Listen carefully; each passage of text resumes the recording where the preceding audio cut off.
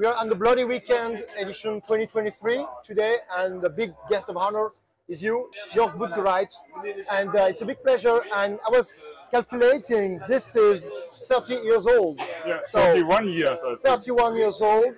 Your first movie was released in France, in VHS, remember VHS? Yeah. So what memories do you have of this release? Was it one of the first releases in the world? What's the story about releasing Nekromantik? I mean, Nekromantik was a very small movie done with friends of mine at weekends over the period of 1986, 1987, and it was released in January 88 in Germany. And we had kind of a cinema run with 2 film prints for 3 weeks in Berlin, and then we went to different cities. And after a while, in the end of 88, we did our own VHS production company with a bunch of videotape recorders, doing our own videotapes and releasing the film in Germany on videotape. Okay. And uncut?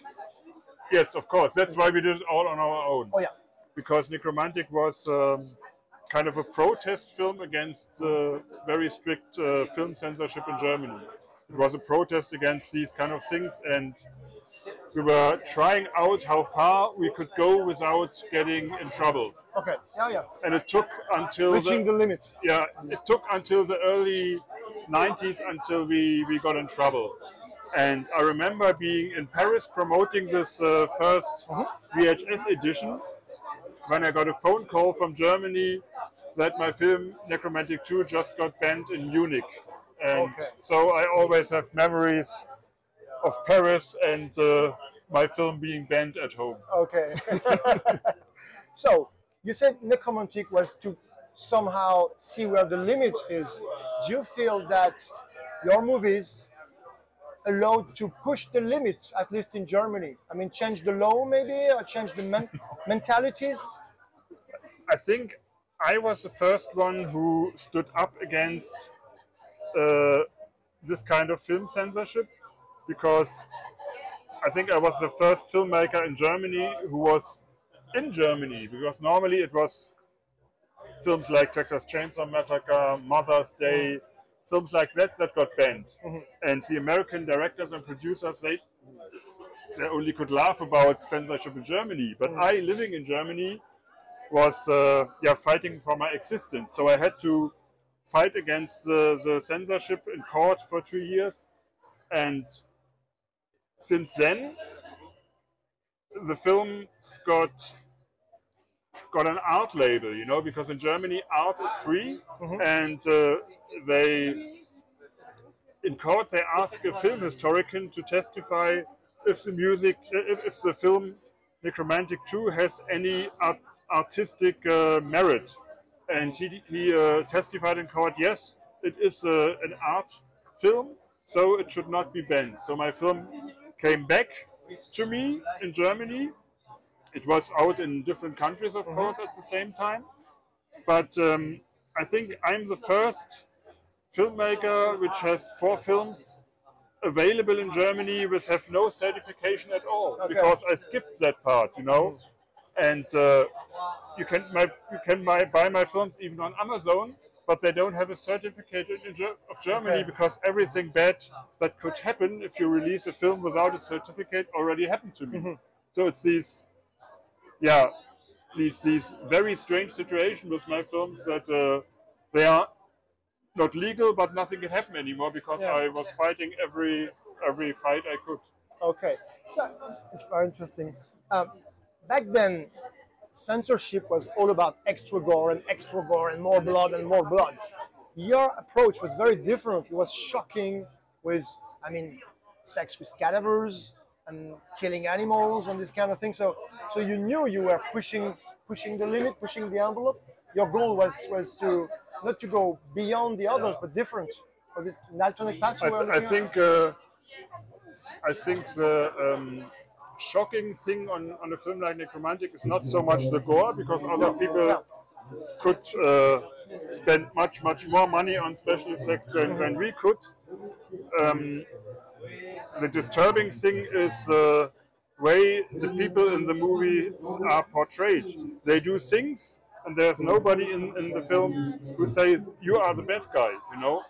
Yeah. You only have the so-called bad guys as a character in the film, so you have to take the side of them. And that's the subversive spirit of Nekromantik, that it deals with the subject from an inside point of view, and not from an outside point of view of some police officer or detective who's trying to find Hannibal Lecter or something like this. So it was a film without any authorities. Yeah, absolutely. And you wanted to put humor in the movie? I mean, was it? I had no choice because it was intent. I mean, in the condom scene, that's funny. It is. Putting the stick is not necessarily funny. Yeah. Putting the condom is hilarious. So that was really. Was it for you a way to mitigate the terror, or what was the goal of putting some? There's not much. I don't remember much. Nekromantik was the first film I did after a bunch of short films that were all funny.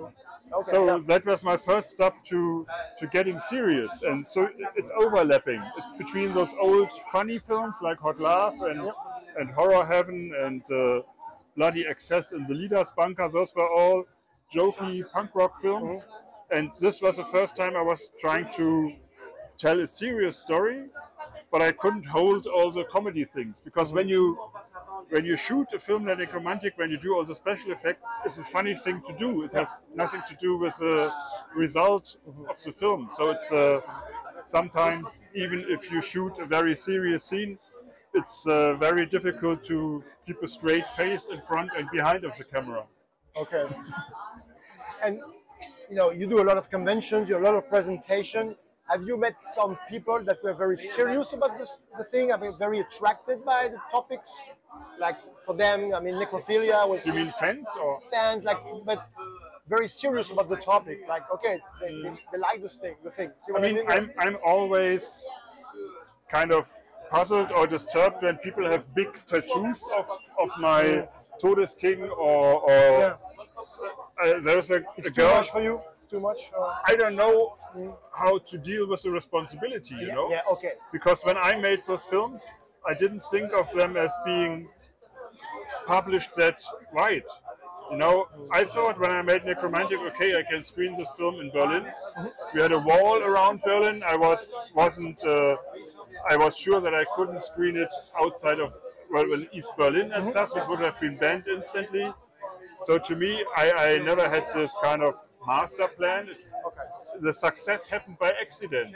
So the responsibility that comes with a widespread distribution that was not done by me back in those days, but by bootleggers and fans who brought it to the US and something like this.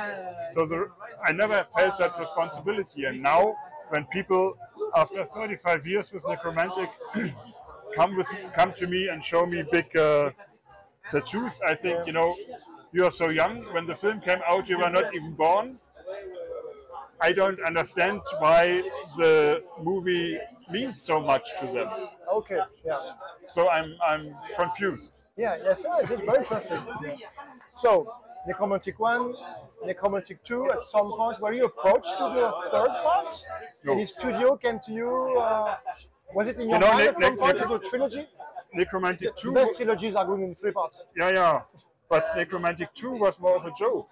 Because after Nekromantik, I did Der Todesking, which has a far more arty approach. So the horror fans were kind of disappointed by it. So I pretended with Nekromantik 2 to give them what they want, but instead I did an even more romantic film with only a few scenes that were gruesome. Gruesome enough to get it banned, but still. To me, it was fun thinking that hardcore horror fans have to sit through a movie like Nekromantik 2 because it's really a romantic film. It is somehow. So in a way, that's also a comedy to me. So never planned for a third part. It was not. No, I mean people ask me for a third part, but keeping in mind that my films were a protest against the censorship in West Germany. movies like this are don't necessary anymore, because with the digital age, censorship doesn't work anymore. You could get everything and anything, so my revolutionary work is not needed anymore, you know. Looking back to your careers, do you have any regrets? Anything you would do differently? Or are you happy of your work? The funny thing is that I'm just releasing an autobiographical book in Germany, in German language. In German only, so far. And it's that's how I ask myself the same question. Okay. So did turn everything out as I wanted. And you were talking about that I'm going to lots of festivals, so I also met a lot of other directors, and I see, of course, that people who had kind of the same upbringing like me, people like Sam Raimi or Peter Jackson, they made movies that were always spoken in the same sentence with my movies back then. But these guys made Hollywood careers. Now they are in the system. And I did a different career. I did stage plays with something like about the same topics. I did a stage play about The Exorcist, a stage play about Edward Gein, and the basics of Psycho, Texas Chainsaw, and stuff like this. I did a lot of radio plays, works people outside of Germany don't know about, but in Germany I'm more well known for these things, because my radio plays are on nationwide radio. I do comic books. I wanted to tell you, Captain Berlin. So I do all the stuff in Germany I'm known for, and Nekromantik is the stuff, or these old films. When I did them, I didn't earn any money with them. So I had to grow up and do something more mainstream, not mainstream, but more in other fields, to be to make a living. To make a living and to be able to explore the same topics without getting censored, because there's no censorship on stage plays, radio plays. It's you don't have the optical shock, so it's nobody took it seriously.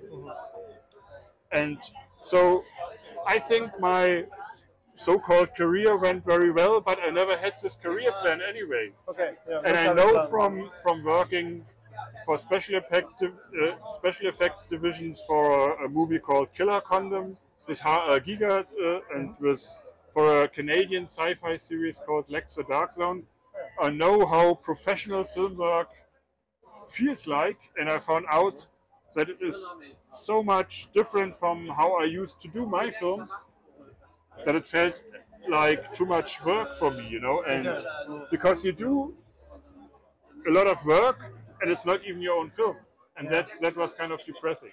Okay. All these films I did on my own are far more satisfying, even if it had to take 10 or 20 years for the money to come back. You have full control. That's important. Yes, that's it, and I still have control over the films, which is something very unusual. Okay.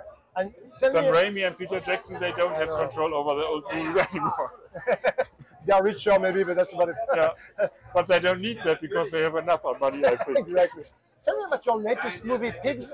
I don't know the German title, but Pig. Schweinchen. Schweinchen. Yeah, Piglets, that's a small. Piglets, okay, yeah. So what's the story of that? That's an educational film. Okay. About, I did that with Mark Benecke, and he's a forensic biologist specialized in having, in finding the reason or the time when people died by looking at the insects and maggots. Okay. So he's specialized in that. And 30 years ago, he watched my movie Der Todesking, The King of Death, which has this decaying corpse scene in it. And he told me, because it was a fake corpse, he told me we should do a decomposition movie one day, and that is the film finally. Right. But it's not a film we plan to release the normal way. We only do screenings on special occasions when he is present and when I'm present, and we do like lectures with it about how the reality of death is. So it's the same topic, but totally without exploitation. Okay, good. And horror, and I mean, we screened it in a few cinemas, and the fans that were there, they were in the first place very shocked because everything is real. Yeah. But after that, they were kind of relieved or enlightened how decomposition works and how it looks like. So it's an educational film. Hence the need to be around to just not give the movie, but you want to be around to explain. That's it. Okay, then it's That's a package. It. Like Yeah, you yeah. And it really belongs to Mark Benecke because he paid for the whole thing. Okay. All right. Okay. Do you have any project? What are you working on now? Anything you can mention? Well, I'm just finished that book. Yeah. In German, it's called Nicht jugendfrei, which is a which is a term for adults only. Okay. Because when I wrote that book, I found out that my whole life before I was getting 18, I was busy trying to sneak into films that are not used for my age. Yeah. So that's the title of the book. Okay. And yeah, it's going to be released on 1st of June.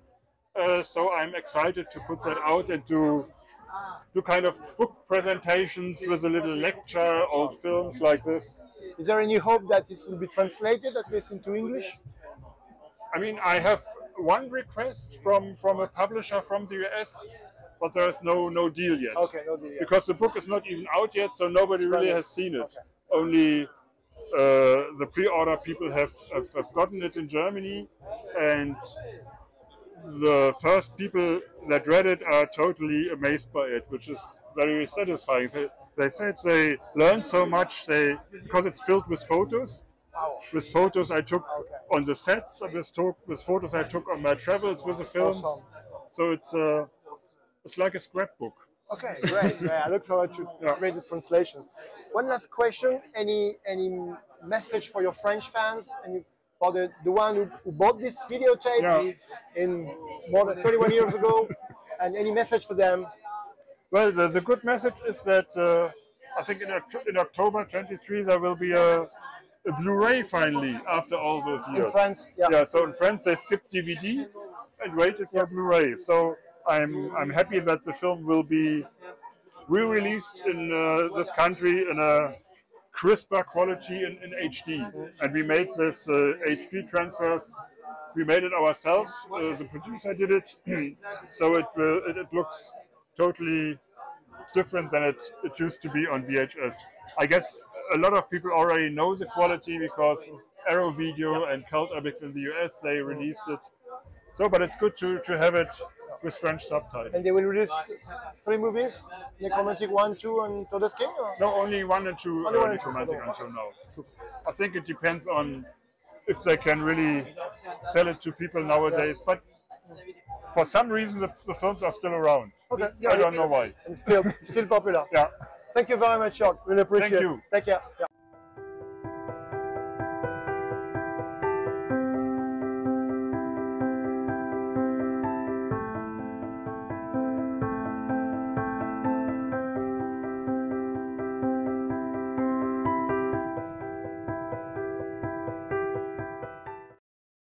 Today, and the big guest of honor is you, Jörg Buttgereit.